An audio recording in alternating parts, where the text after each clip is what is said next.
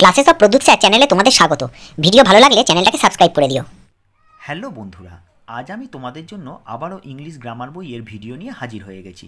আজকে আমি তোমাদেরকে শেখাবো word and its pronunciation, syllable অর্থাৎ শব্দ ও তার উচ্চারণ। কিভাবে আমরা একটা শব্দকে ভেঙে ভেঙে উচ্চারণ করব সেটা আজকে আমি তোমাদেরকে শেখাবো।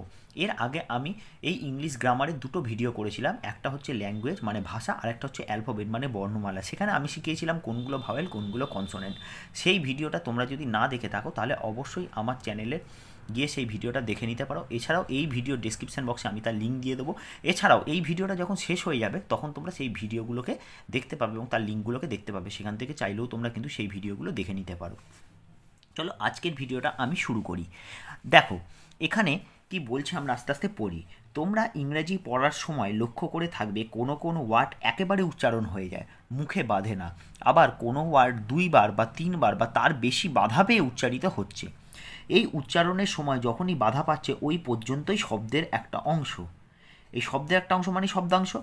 তারপর বাধার পর আবার উচ্চারণ করছে, আবার বাধা পাচ্ছে। এইভাবে যতবার বাধা পাচ্ছে ততগুলি এক একটি অংশ।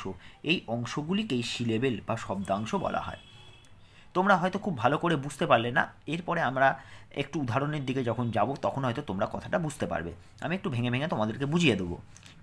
দেখো লক্ষ্য করো, ম্যাট একেবারে উচ্চারিত হচ্ছে। দেখো ম্যাট কথাটা একেবারে উচ্চারিত হচ্ছে। ম্যাট মানে কি মাদুর, তাহলে ম্যাট কথাটা একেবারে উচ্চারিত হচ্ছে। ঠিক আছে, এখানে কিন্তু কোনো বাধা পেলো না। তাহলে এই যে বললো যে লক্ষ্য করে থাকবে কোনো কোনো ওয়ার্ড একেবারে উচ্চারণ হয়ে যায়, মুখে বাঁধে না। আবার কোনো ওয়ার্ড দুইবার বা তিনবার বা তার বেশি বাধা পেয়ে উচ্চারিত হয়। পরের ওয়ার্ডে দেখো টিমবার। দেখো এখানে আমরা যদি ভাঙি টিমবার কথাটা, তাই না? আমরা একসঙ্গে বলি টিমবার, কিন্তু কথাটা হচ্ছে টিম বার। তাহলে দুটো দেখো আলাদা আলাদা, তার মানে একবার মাঝখানে বাঁধছে, বাঁধার ফলে দেখো দুটো অংশের সৃষ্টি হচ্ছে, একটা হচ্ছে টিম একটা হচ্ছে বার। তাহলে এই টিম হচ্ছে একটা সিলেবেল বা শব্দাংশ, মানে এটা হচ্ছে শব্দের একটা অংশ হয়ে গেল। ঠিক আছে, এখানে আমাদের একবার করে বাধা পাচ্ছে, তাহলে এর মধ্যে দুইবার একবার বাধা পেয়ে যাচ্ছে এর মাঝখানে। ঠিক আছে, তাহলে টিম বার। এর পরেরটা দেখো বিউটিফুল। আমরা কথাটা বলি বিউটিফুল, কিন্তু যখন উচ্চারণ করছি দেখো ভেঙে ভেঙে, তখন দেখো বিউ একসঙ্গে উচ্চারিত হবে, তারপর টি, তারপরে ফুল। তাহলে এখানে দুবার বাধা পাচ্ছে, মানে তিনটে শব্দাংশ এখানে রয়েছে। একটা হচ্ছে বিউ, একটা হচ্ছে টি, একটা হচ্ছে ফুল, তিনবারে উচ্চারিত হচ্ছে। তাহলে তোমরা নিশ্চয়ই বুঝতে পারলে ভেঙে ভেঙে উচ্চারণ কাকে বলছে। ঠিক আছে, এবার আবার পরেরটা দেখো অটোমোবাইল কথাটা। তাহলে আমরা বলবো দেখো অটোমোবাইল। ঠিক আছে, তাহলে অটোমোবাইল। তাহলে এখানে দেখো তিনের বেশি বারে কিন্তু বাধা পেয়ে পেয়ে এটা কিন্তু উচ্চারিত হচ্ছে। তাহলে এগুলো হচ্ছে শব্দের এক একটা অংশ। এই একটা অংশ, টো একটা অংশ, মো একটা অংশ, বাইল একটা অংশ। ঠিক আছে, তাহলে বাধা পেয়ে পেয়ে উচ্চারিত হচ্ছে। আশা করি তোমরা খুব ভালোভাবে বুঝতে পেরেছো। এইভাবে প্রত্যেকটি ওয়ার্ডকে ভেঙে ভেঙে উচ্চারণ করা যায়, তাতে সুবিধা হয়, মুখে বাঁধে না। তবে মনে রাখবে প্রত্যেকটি সিলেবেলের মধ্যে অন্তত একটা ভাওয়েল থাকবেই। ভাওয়েল থাকবেই মানে ভাওয়েল কী কী? A E I O U. দেখো এটা যখন এক সিলেবেল মানে একবারই উচ্চারিত হয়েছে ম্যাট, দেখো একটা ভাওয়েল রয়েছে, এটা ছেড়ে দাও। যখন দুবারে উচ্চারিত হচ্ছে দেখো টিম বার, এখানে দেখো আই একটা ভাওয়েল রয়েছে, এখানে দেখো ই একটা ভাওয়েল রয়েছে। বিউটিফুল, এখানে দেখো ই এ ইউ, এখানে ভাওয়েল তো রয়েছেই তিনটে, এখানেও একটা দেখো ভাওয়েল রয়েছে, এখানেও একটা দেখো ভাওয়েল রয়েছে। দেখো অটোমোবাইল, দেখো দেখো ইউ, এখানে ও, এখানে ও, এখানে আই, এখানে ই, এগুলো হচ্ছে সব এ ই আই ও ইউ যেখানে যেখানে রয়েছে সেগুলো দেখো। কি বললে এই কথাটা ভালো করে বুঝে নাও। তবে মনে রাখবে প্রত্যেকটি সিলেবেলের মধ্যে অন্তত একটি ভাওয়েল থাকবেই। তাহলে একের বেশিও থাকতে পারে, কিন্তু একটা কিন্তু থাকবেই। তাহলে তোমরা বুঝতে পারলে বিষয়টা। এবারে দেখো যে ওয়ার্ডগুলি একেবারে উচ্চারিত হয় তাকে মনোসিলেবিক ওয়ার্ড বলে, মানে একেবারে যেটা উচ্চারিত হয়ে যায়। যেমন আমরা বলতে পারি ম্যাট, ক্যাট, ব্যাট। ঠিক আছে, এই ডগ, এইগুলো বুক, এগুলো দেখো একেবারে উচ্চারিত হয়ে যাবে। ঠিক আছে, আমরা বুককে ভেঙে কথাটা বলতে পারবো না, ডগকে আমরা ভেঙে বলতে পারবো না। তাহলে এগুলো হোকে বলা হয় মনোসিলেবিক ওয়ার্ড। ঠিক আছে, এবারে যখন দুবার ভাঙছি যেমন টিমবার, দেখো যে ওয়ার্ডগুলি দুইবারে উচ্চারিত হয় তাকে বলা হয় ডাইসিলেবিক ওয়ার্ড বলা হয়। তাহলে যেগুলো দুবারে উচ্চারিত হচ্ছে, যেমন হচ্ছে আম ইংরেজিতে ম্যাঙ্গো, ম্যানগো, দুবারে উচ্চারিত হচ্ছে, তাহলে উচ্চারিত হলে তাকে ডাইসিলেবিক ওয়ার্ড বলা হবে। ঠিক আছে, এরপরে যেগুলো তাহলে তিনবারে উচ্চারিত হয় তাকে বলা হবে ট্রাইসিলেবিক ওয়ার্ড। যেমন এখানে বিউটিফুল, তাহলে ট্রাইসিলেবিক ওয়ার্ড, তিনটে ভাগ হচ্ছে, একটা দুটো তিনটে, তাহলে তাদের বলা হয় ট্রাইসিলেবিক। ঠিক আছে, ট্রাইসিলেবিক ওয়ার্ড। এখানে একটু মিস্টেক পড়ে গেছে, বিটা পড়েনি ছাপটা। ঠিক আছে, ট্রাইসিলেবিক ওয়ার্ড।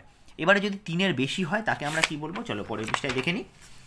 যে ওয়ার্ডগুলি 3-এর বেশি বারে উচ্চারিত হয় তাকে পলিসিলেবিক ওয়ার্ড বলা হয়। যেগুলো 3-এর বেশি, তাহলে একটা উচ্চারিত হলে ডাইরেক্ট একবারে উচ্চারিত হয়ে গেলে তাকে আমরা বলবো কি, তাকে আমরা বলবো মোনোসিলেবিক। এই যে মোনোসিলেবিক, দুবারে হলে ডাইসিলেবিক, 3বারে হলে ট্রাইসিলেবিক, আর 3বারের বেশি হয়ে গেলে তাকে আমরা বলবো পলিসিলেবিক ওয়ার্ড, যেমন অটোমোবাইল।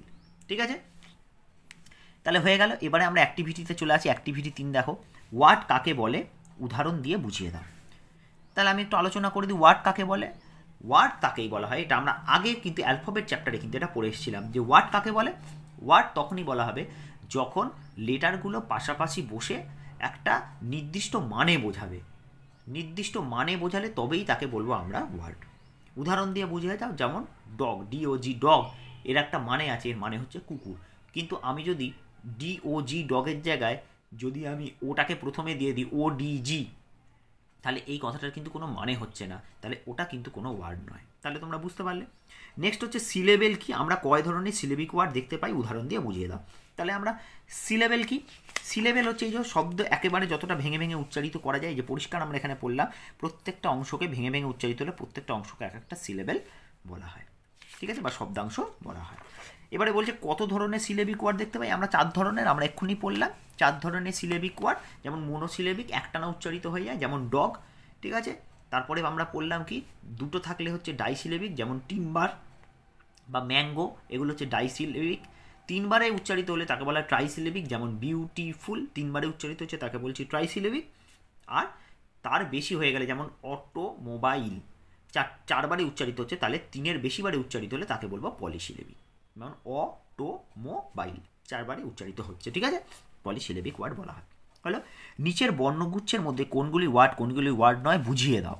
দেখো PN এটা কিন্তু কোনো ওয়ার্ড নয়, তাহলে যেগুলো ওয়ার্ড আমি সেগুলোর মাথায় দাগ দিয়ে দিচ্ছি। ঠিক আছে, যেমন PEN পেন, পেন মানে হচ্ছে কিন্তু এই যে লেখার কলম, তাহলে এর একটা মানে আছে, তাহলে এটা ওয়ার্ড। এটা কিন্তু এলোমেলোভাবে লেখা আছে ABTEL, এর কিন্তু কোনো মানে হয় না, কিন্তু যখন এটা সাজিয়ে TABLE টেবিল হয়ে যাচ্ছে তখন কিন্তু দেখো এটা একটা লেটার, টেবিলের মানে আছে। ঠিক তারপরেরটাও কোনো এটা ওয়ার্ড নয়, ABLL কোনো ওয়ার্ড নয়, কিন্তু BALL বল মানে একটা শব্দ। তারপরেরটা দেখো এটা এলোমেলো সাজানো আছে, এটা যখন সাজানো হচ্ছে দেখো POO আর পুর মানে গরিব, তার একটা মানে আছে। HOME হোম, এর একটা মানে আছে। OWN ওন মানে হচ্ছে নিজের, এর একটা মানে আছে। ঠিক আছে, MOON মুন একটা চাঁদ, মুন মানে চাঁদ, তাহলে এর একটা মানে আছে। তাহলে যেগুলোর মানে বোঝায় সেগুলোই কিন্তু মাথায় দাগ দিলাম, মানে সেগুলো হচ্ছে ওয়ার্ড। আর যেগুলোর মাথায় দাগ দিলাম না তার কিন্তু কোনো মানে বোঝায় না, তাই সেগুলো কিন্তু কোনো ওয়ার্ড বা শব্দ নয়।